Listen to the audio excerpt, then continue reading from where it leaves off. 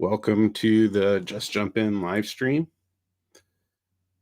Um, Today, I'm going to show you some of the progress that I've made on the cars I'm working on, and show you the book that you see in front of you is an exciting book that I recently picked up, and is going to be really helpful.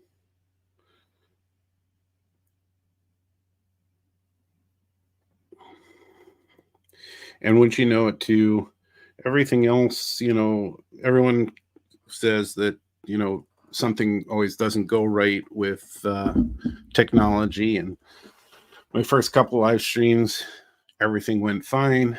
Then I went to add something to make things easier, and it's not working for me tonight. So go figure.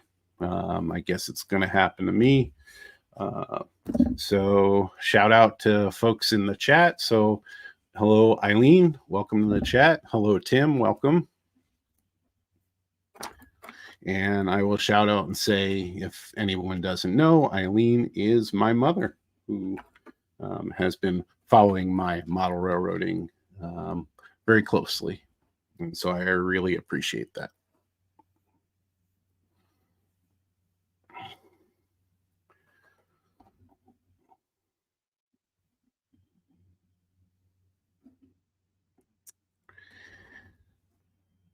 All right, so I'm gonna get started, and hopefully some more folks will say hello as they come in. And I know that it takes a little bit of time for the stream notification to get out there.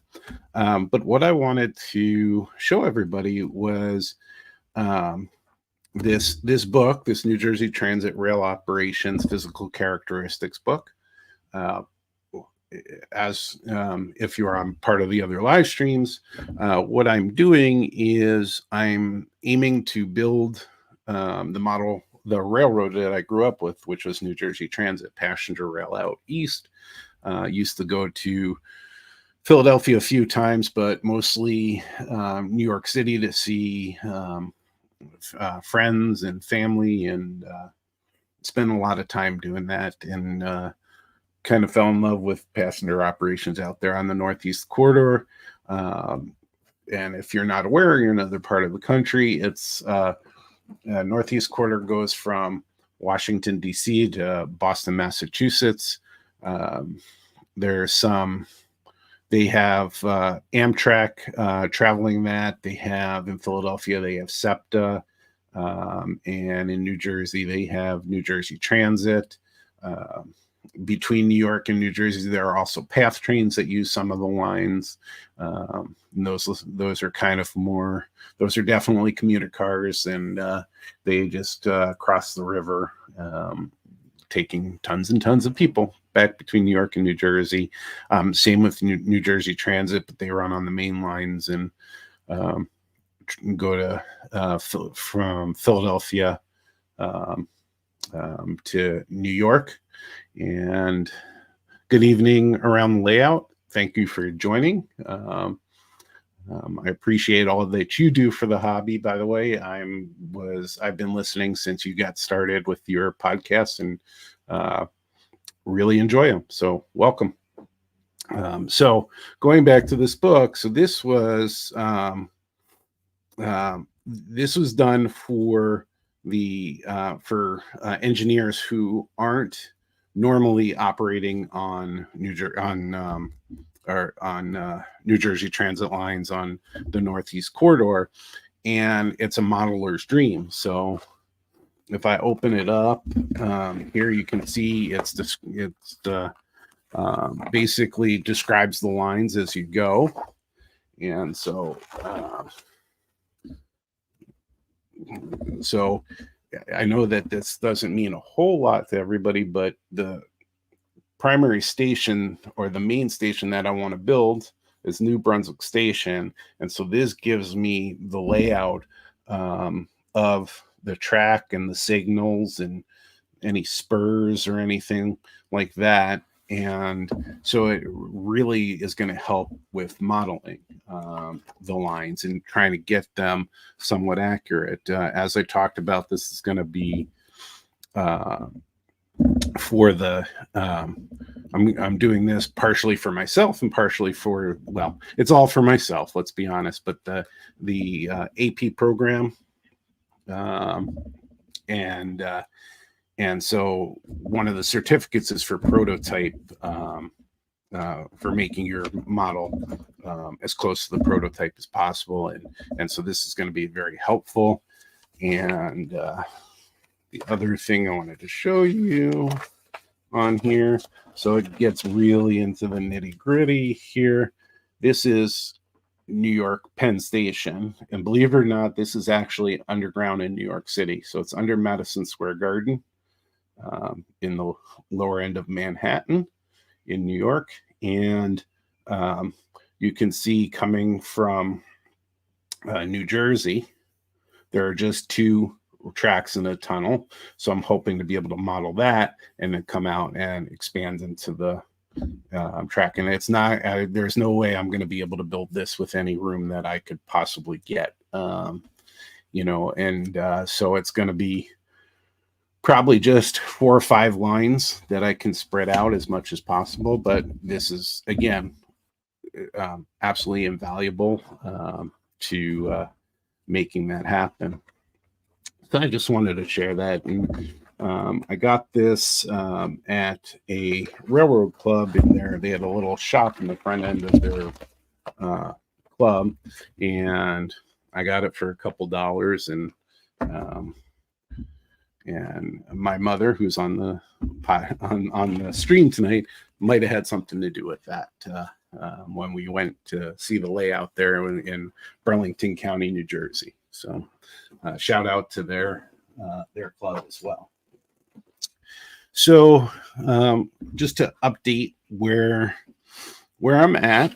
So I've gotten started with, I have 5 cars, but as we discussed last time, one of the cars, the frame is not the frame that came with the car, so it doesn't quite fit. So I'm going to have to figure out something to do with that.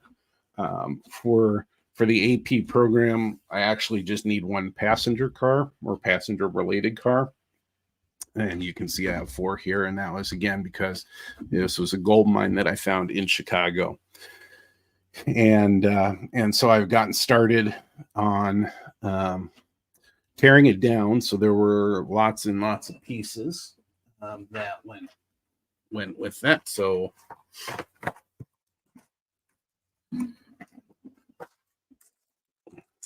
I started sawing them off. And so these were pieces that were already molded on, and following the article that I'm following, you actually cut everything off. The only thing I didn't cut off, and it may be because these are slightly different than what the author had used, were these pieces here. On one car, they actually were off when I got them, when I got the car, but that's the only pieces that I didn't, because that looks like that would be a heck of a thing to model. So not too sure of myself. I decided I'll leave those on, but took everything off. That's how apparently I injured my hand again. So the reason I didn't have a live stream last Friday was I was in so much pain, and so in here, this all in here, all the way up to here and all the way up to here and back to here and up the arm, was in excruciating pain. And it was the second time it came up. So I had originally gone to the doctor. It had settled down. I had stopped model railroading for a little while, settled down. So I had to do that again and stop my progress. But I'm back at it because it's settled down, and I've got to figure out what I was doing, and I was really nervous about this because when I was working on them and cutting them off, that's what I was doing. So I was holding with this hand and cutting with a razor saw. Um, and so whatever pressure that was made that pain shoot up my arm. And so I got to figure that out so it doesn't keep happening. But I've gotten back to work and I've been successful without the pain again. But what you can see here where I cut it off, I filled in, I used plastic putty, and I used this smelly stuff. I used this Tamiya plastic putty. It's very smelly. I have normally in this spot where I'm streaming from, I have my little portable airbrush booth, and so that goes right out to the window that way, and that was helpful in using it. But this is it's pretty smelly stuff. So I cut everything off. There's only one spot or two spots that one spot in this area that I filled in, and that was this one right here. And hopefully you can see the outline. I've sanded it down. The rest of it I've filled with putty. You can still see that even though I filled it a couple times, some of those spots I might have gotten away with putting in a little bit of a strip styrene to better it. Then the next step that I went into was adding styrene to the ends to get them as flat as possible against this surface. When I started off, I actually used just slightly too thin of styrene, and so we're going to see how that comes back and bites me later. I drilled the holes for screwing in the shell for these cars, different from what you see on most freight cars and things like that. These shells have these little nubs that you put the screws through when you're keeping it together. So that's what I've been working on for the week. And then I started cutting. The next part is sanding. And it's a lot of sanding, and I think I overdid it. Let's see here if I can get this close. You can see how much I put on of the putty, and I probably didn't need that much. I really just needed to fill in the edges as best as possible, so I'm struggling with sanding in a tight spot. And so that's where I've gotten. You can see here on these two, I've then started to put the center sill on. I'm gonna have to, I think, redo this one. Either my eyes are fooling me, or there's a slight bend in this one, and you can see that it didn't even it's held here. It's held here, but not here. But I feel like there's a bend right there, so I'm probably going to have to redo that. These ends came out nicely. I'm nervous about the end where I'm going to put the coupler pocket. I'm following another person's directions. It just looks small to me from here, but I haven't tried to fit anything. So let's take a look at where I'm getting this from. So I went and scoured. I searched online, found one author that's worked on the cars that I want to work on New Jersey Transit cars. And luckily I have a hobby shop near me that has about, I don't know, has tons and tons and tons of Model Railroad and other hobby magazines in their back room. They're like 25, they're like, I think 50 cents each, except for some certain more sought after magazines. But I found that this author did 2 articles, and I sat in that back room one day on a Saturday, for hours searching through every model railroad craftsman magazine to find the October 88, and then there's a 1985 article. And so we come to this, and it's the author's name is Frank Cicero. I don't know his age. I don't know. He hasn't put anything on YouTube. Very hard to find his stuff. There was one or two people that videotaped some of his layout, but there's not much.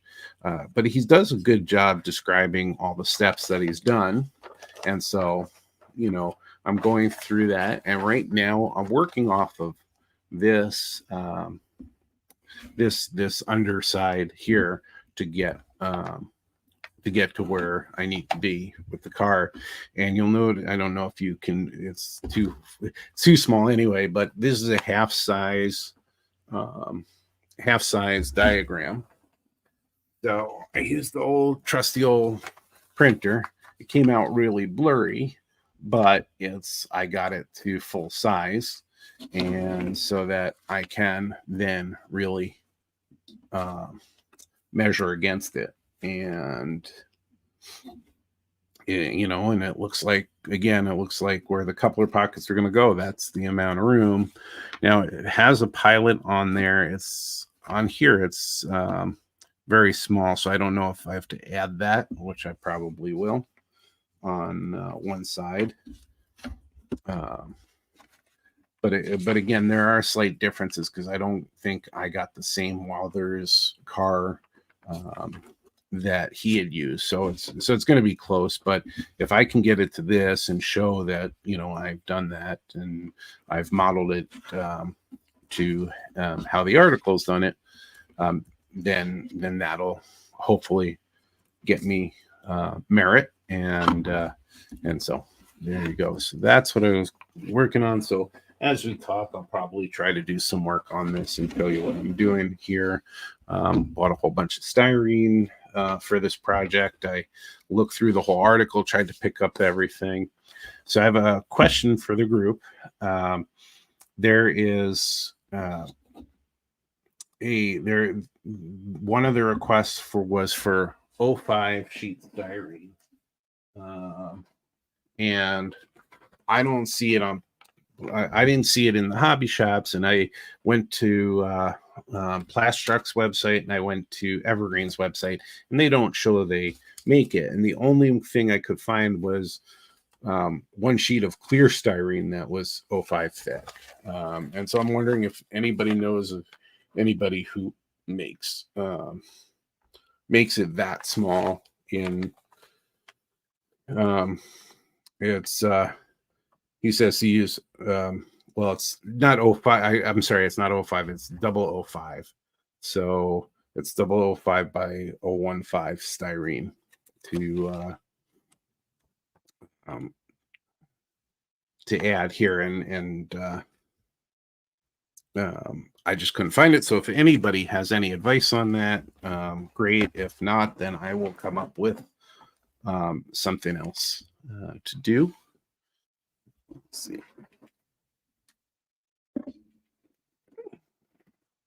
And I was planning on it, but I was kind of late to the party on doing it. I was going to put a little slide in, but if everybody would wish Gopher Girl 26 a happy birthday. She celebrated her birthday this week. This is about as close as I get her to model railroading. She is an avid Lego set builder, and she has a couple of Lego trains, but I can't seem to get her into the model railroading itself. So if anybody can help with that too, that would be great. But also, please wish her a happy birthday.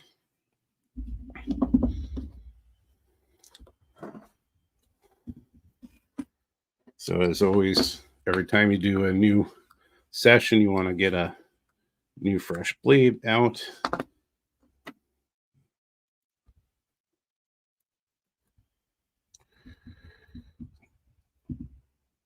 So that's what we will do here.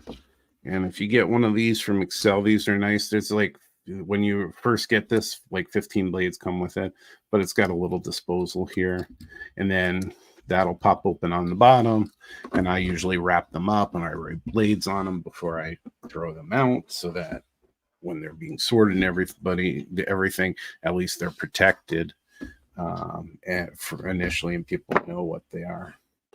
So these pieces here are made from 100 by 156 styrene rod, and so it's a just a thick rectangular rod.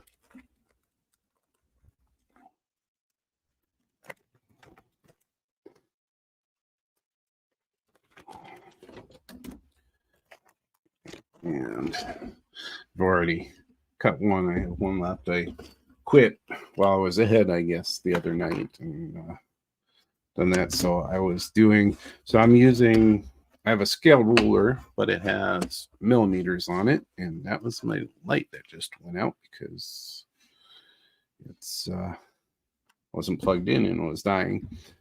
So measuring that, it was 20 millimeters, and so I've cut them just slightly bigger. So this is my advice to folks: cut them slightly bigger in case you have angles or anything, or you're just sanding it down to get it so it's not jagged or anything. You're going to take a little bit off. So whether it's a half a millimeter or a millimeter more, I do that because I do quite a bit of sanding, because generally I end up with cuts that are a bit off, but that's me. I'm a bit off. And then I've been using that one. I've been using these Harbor Freight sanding sticks. They're very very delicate, as you can see here. I had little downward pressure. This one was a flat one. I had a little downward pressure on it, and it snapped. Still, that little piece is kind of usable. The other piece is usable, but jagged on one end. And I actually have two sets of those. Our division had a holiday party, and that was in a grab bag that I got, so that was really neat, and to have another set. But I use these to try and get a bevel around so that I could get it around the bolsters there. And so we got it there. So when I'm looking at that, you can see that that's a little too long. So for that, so I did have to pull a bigger ruler out.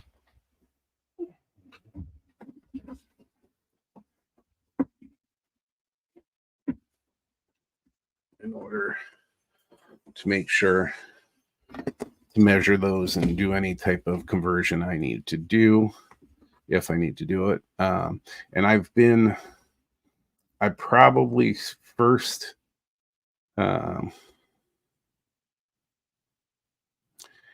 thank you, Tim. Appreciate that. I'll go look for that. At 12 by 20, that's a huge sheet too. 12 by 24. I'll go look and see if I can find that at on Evergreen again, or even Amazon, but I couldn't find it on Amazon either. So I appreciate that. I'll definitely look for that.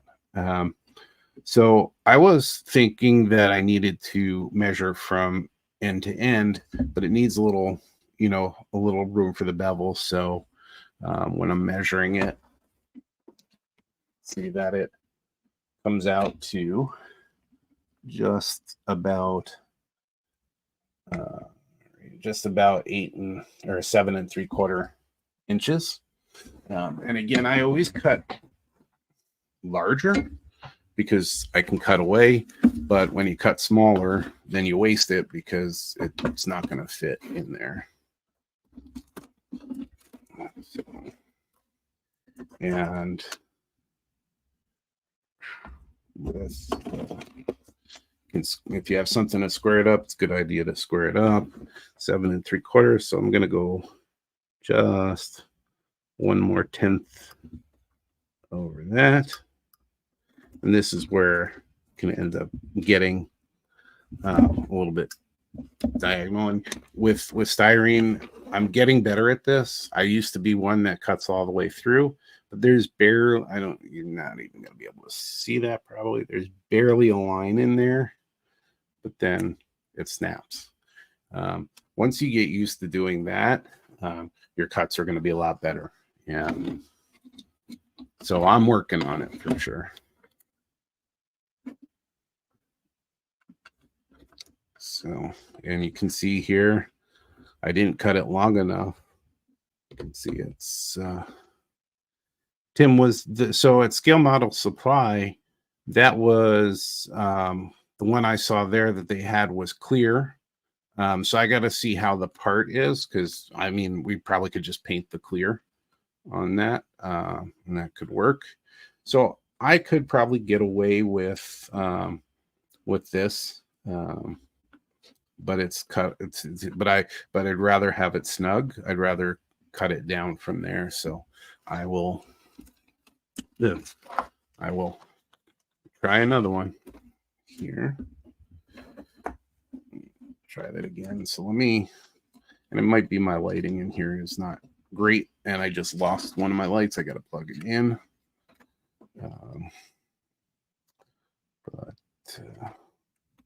Let's see here.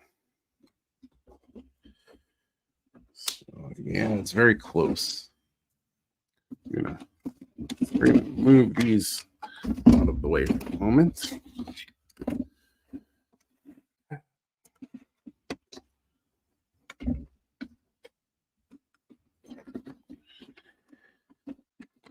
Hey, Tim, if you're in the Twin Cities, do you attend, are you an NMRA member, and do you attend any Twin Cities division events?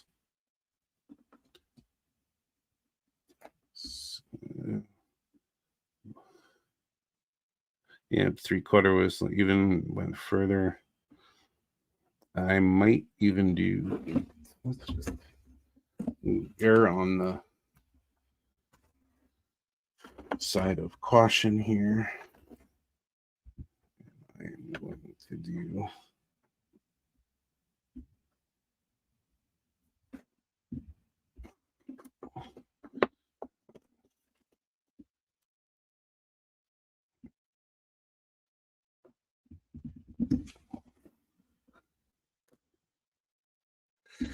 I'm going to go with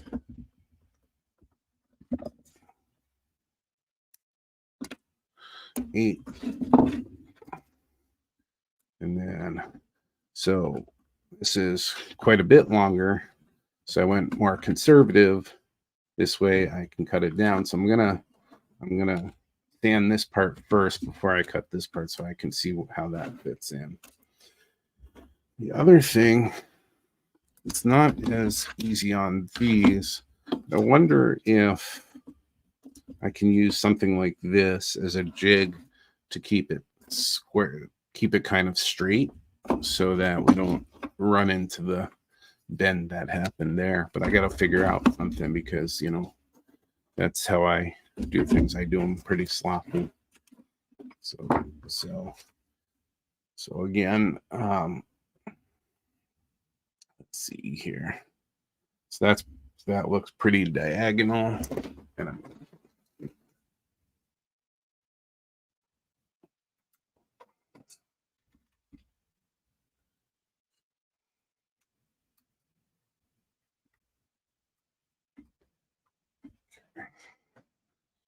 get a little bit of light. This is diagonal, so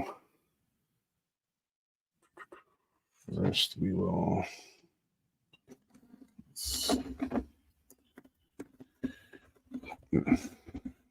if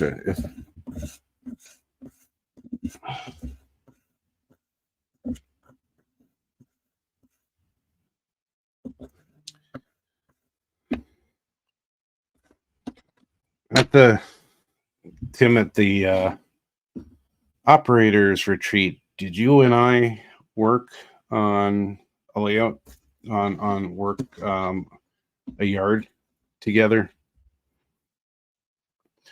Meaning, is that you, Tim?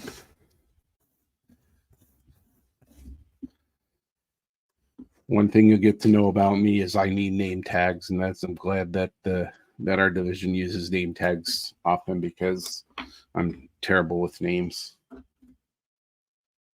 and remembering them.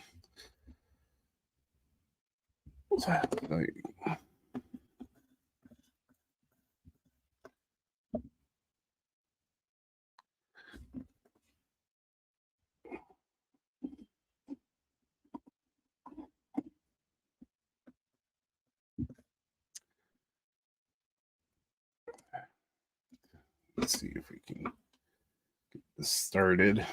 Um, so with these handles the way they are, I can't get this quite flat. That's going to put a bend in it and put stress on it. So I'm going to be off camera, I think, over here just slightly as I get started. I need to get the bevel started.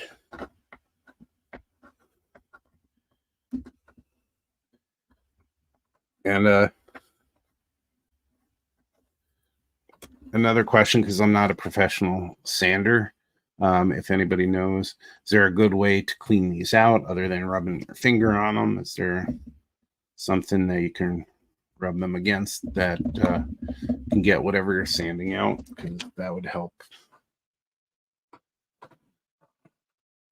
the sanding process tremendously.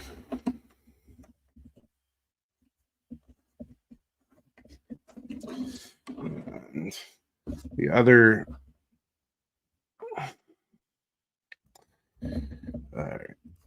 one. So for those of you out there in the Twin Cities area, or going to be in the Twin Cities area this weekend, I believe there is a Twin Cities Division picnic at the Wayzata Depot. I'm not sure if I'll be there, but check out the website for more information on that. Let's see if I...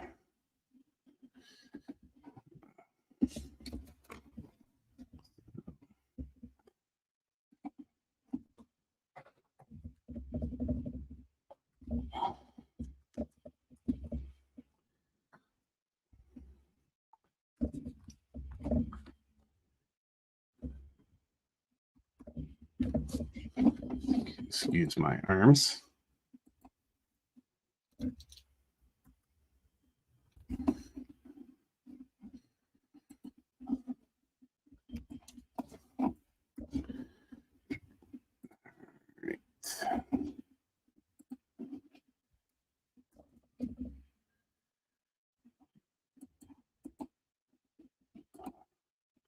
Okay, and that's the Twin Cities Division website. If anybody's interested in finding out more about our activities. During the summer, we do a little bit less as a group in terms of model railroading because most have families or who are active outdoors. So we do a number of picnics. The first one being at the Wayzata Depot, then in St. Paul, I believe is the next one coming up. I believe that's next month, but don't quote me. Go to the website and check it out.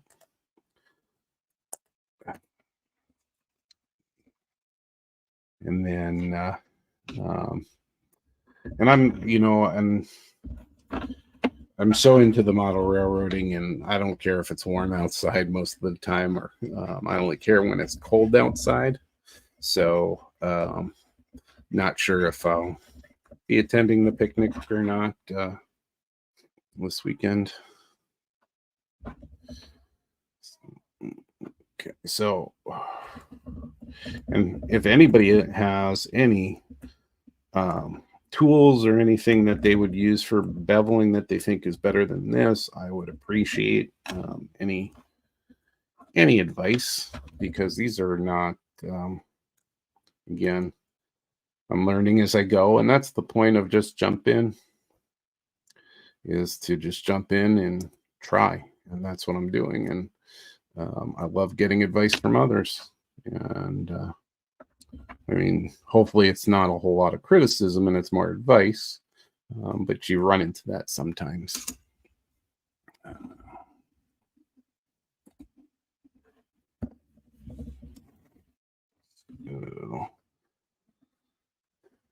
All right, so you can see with my expertise,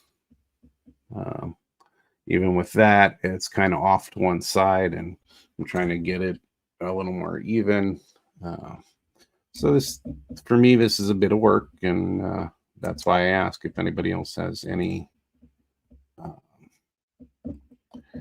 advice. Is great advice, I think. So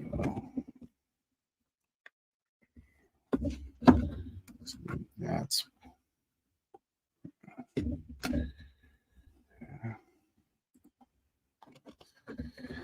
curious if around the layout or anybody else in the chat, if you have a lot of summer events at with your division or region.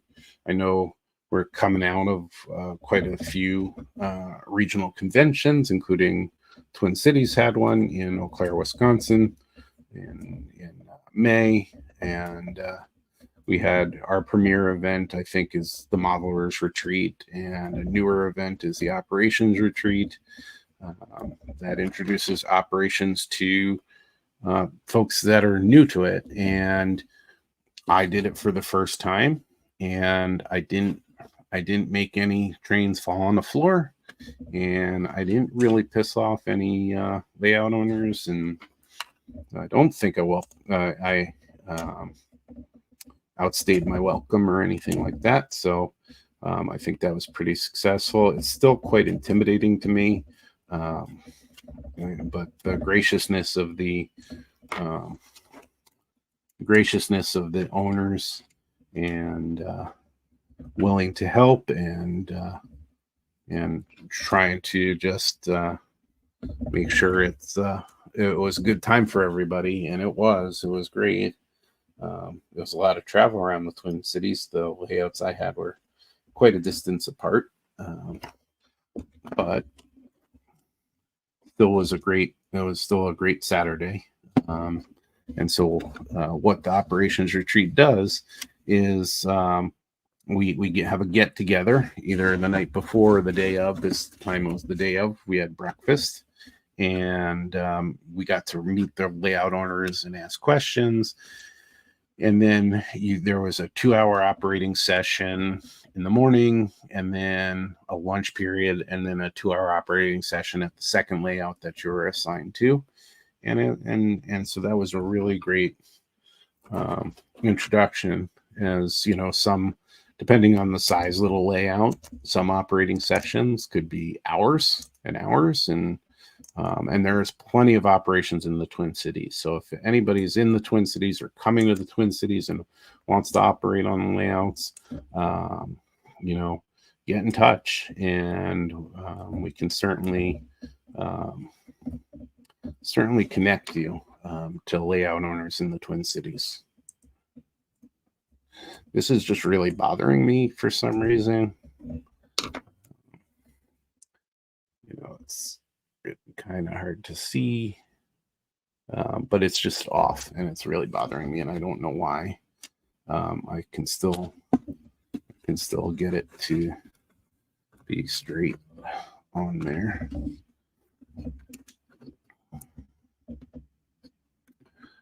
So,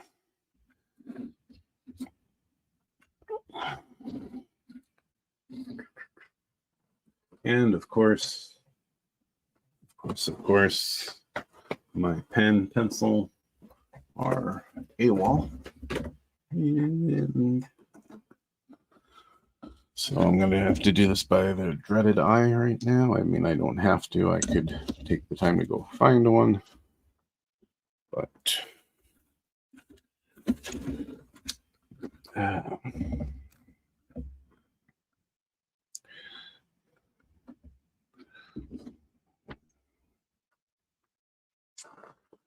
don't even have real good. Yeah, I wish I had that. All right, so I could eye it this way, but it makes me nervous going on an angle because then it's slightly longer. But probably could get that much off of it. Boy, even with new glasses, it's hard to see white with light shining on it. And unfortunately, I don't know if I can. That one, I'm gonna have to cut through this and pray that I give myself enough room after all that work.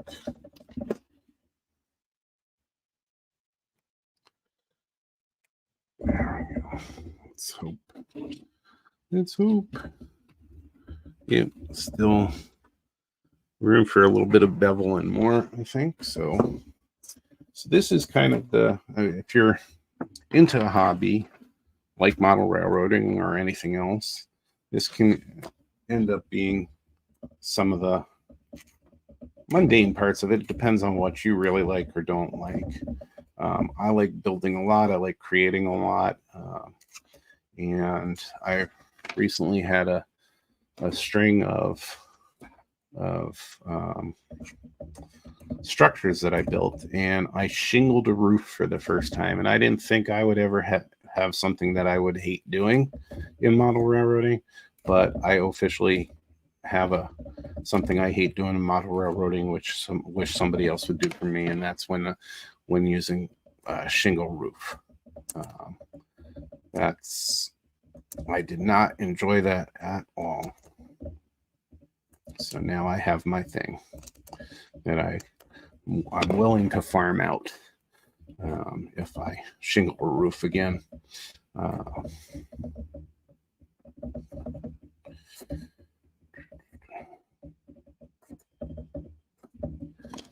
So let's see there. So let's see how that fits. So there's definitely still some room to go with this, and so each of these is going to take me a few nights, and I'm trying to do all the cars together. What I kind of want to do is build one car up and super detail it, and then have it reviewed by some master model railroaders as part of the AP program, and get feedback from them and see what I need to work on. And I know some will do that, and so I was thinking about that, but I was also thinking about the economics of my efforts. And I think that it would probably be better if I got moving and did all of the cars and continue to follow the same methods and work through the problems and find all the solutions and everything together. I think that I just feel like that's a better method. And then I can hopefully get these cars out of the way to move on to the others, because there are other requirements. There are requirements for freight cars. Okay, so still going to have to cut this down a bit.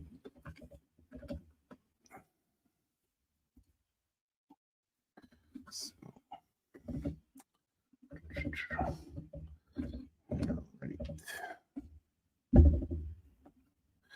I appreciate you folks sticking with me and seeing what I'm doing.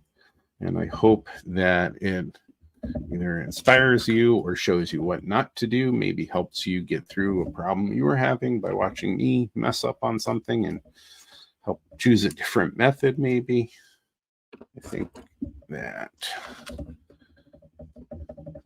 what I'm going to end up doing is just almost there. Maybe I'm not, but I've been trying to shave these edges too, not just the middle. Trying to get deep in the middle and then shave off the edges, and maybe if I use the flat end, that will help potentially.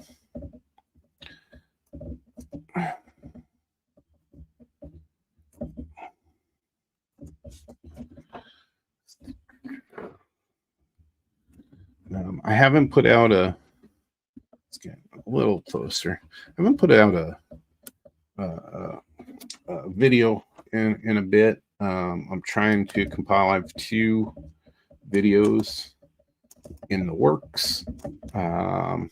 They're structure builds, because while I wasn't working on this I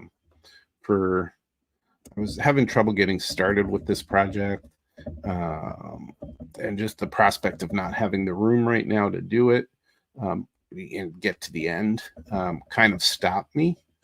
And so I, just to keep building, keep my skills going and working and stuff, I built a couple of kits. So I have some videos in the works on that. There's the shingle roof one, the Mind Mount was from Mind Mount Models, from a company in New Jersey, and really nice kits. Just don't like shingling roofs, I guess. And so I'll probably complain about it till the end of time, because that's how I do it. But nothing wrong with the shingles, nothing wrong with the kit. I just didn't enjoy doing it. And I didn't, not everybody's going to look close. You can't, if it's on a layout, you're not going to see it close up. But I just didn't enjoy the process of applying them. And I probably could get better at it. And if I get better at it, it might be easier to do. So I have a little bit more to go on this. This is getting closer. But appreciate you sticking with me and letting me jibber jabber along while I'm doing lots of little sanding.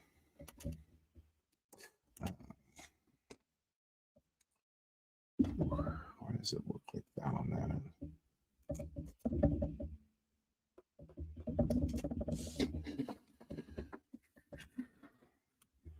I'm trying to get it to just sit where it's almost there. I think it's just about there. I mean, I can get it to sit when I glue it. And also, wouldn't mind folks' opinions. I generally use 2 styrene glues. I use the plastic weld, and then I use the Tamiya extra thin cement. Both work fine for me, but I'm wondering if there's something that should be stronger on here. They seem to be plenty strong. They're not moving at all. They seem to fill in pretty well. I don't know if you can tell much, but I mean, it's flush and it's melting the styrene to it, so it should work fine. But if there's a better glue, then I'd like to hear it. What I developed at some point an allergy to super glue. So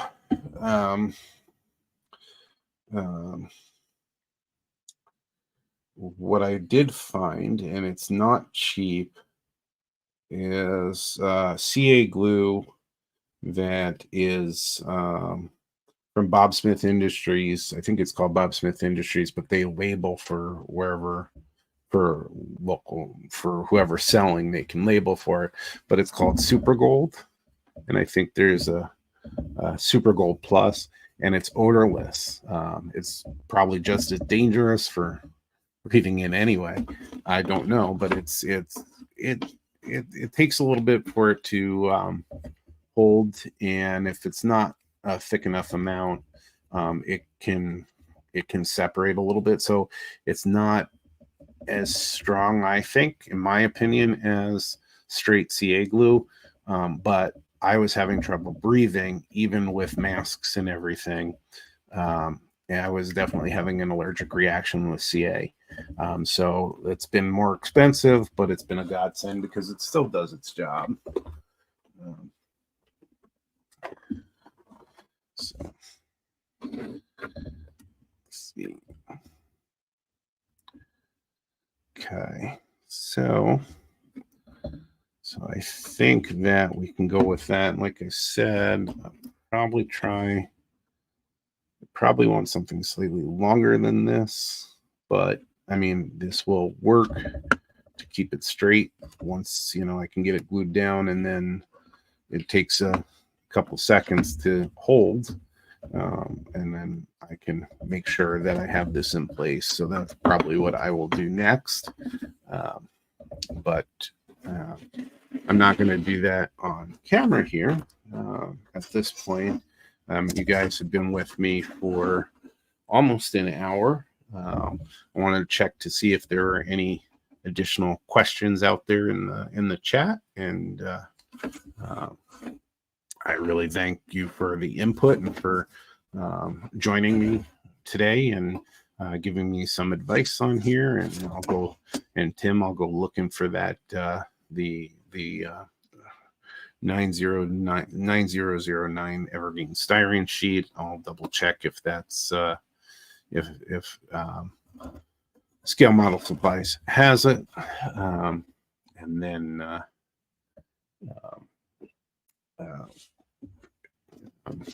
and see if we can use it for what it needs to be used. I'm gonna see also, it's probably a top down, but the model that I used, or model that I used to promote this stream. I don't remember if I did it. I didn't hold it down. Here's the diorama that I used, but as I said, previously, and as I use Just Jump In as my motto, I try new things all the time. So one of the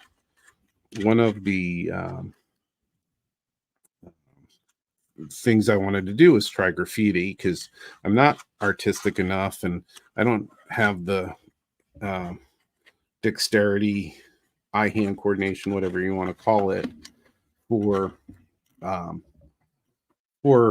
artistic graffiti.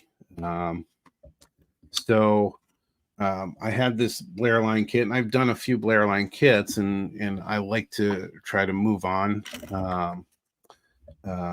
from project to project. So I have it sitting there, and I don't have a depot anywhere, so I wanted to try to build a depot. And I have another manufacturer that's out of Wisconsin that I would like to try. But I ended up going ahead and building this guy, and I just wanted to try the graffiti, and I wanted to try and make it aged and beat up. And I was it was a really fun project to do. This roof would have had paper roofing on it, but instead I like the wood, and staining the wood made it look nice, and I thought that would be good. And then I did some I don't even know what any of this really is. I just tried to draw some graffiti on, and I did a lot of just initials, and there's some shout outs to things on here, some dates and things. You can see like on the inside there, like somebody got up in there and did it. And this is just all, that's just pieces of the roofing just cut up on here. And this one is actually, this one was actually, let me go back here, sorry. So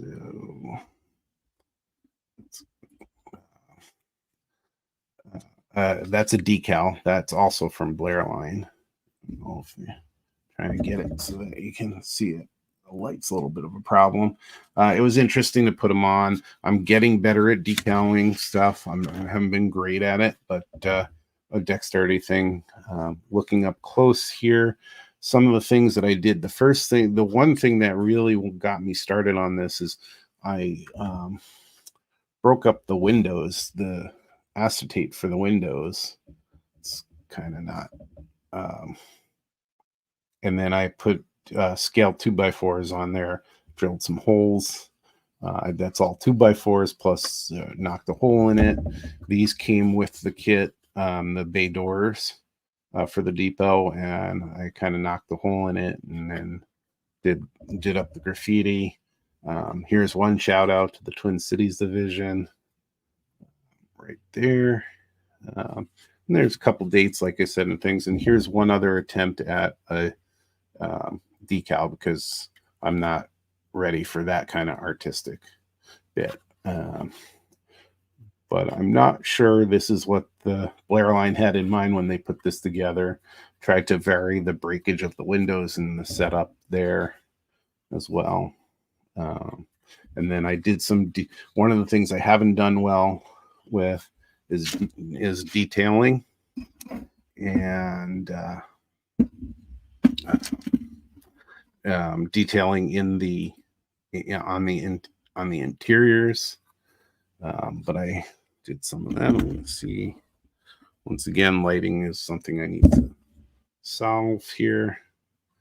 But there's some on the passenger side. Very hard to see there.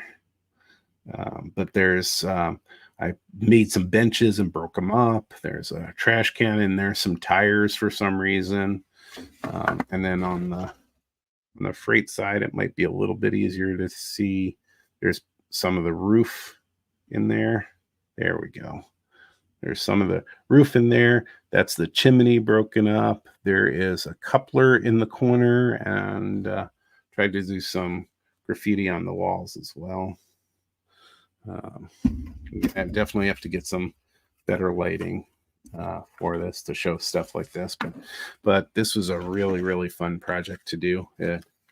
It got me into the detailing part much more. So there's that. But with that, we're hitting about an hour here. It's pretty late on the East Coast. It's getting late on it's getting late here. It's about 9 o'clock here. So just wanted to thank you all again for joining me and seeing what I'm doing. And I hope that I'm inspiring you to just jump into whatever it is you want to try, whether it's a hobby or anything else. If you never rode a motorcycle and you want to ride a motorcycle, I say just jump in. Be careful if it's a motorcycle, but absolutely appreciate you all being here, and hope to see you on the next live stream and see where we are with the work I'm doing on the Northeast Corridor layout.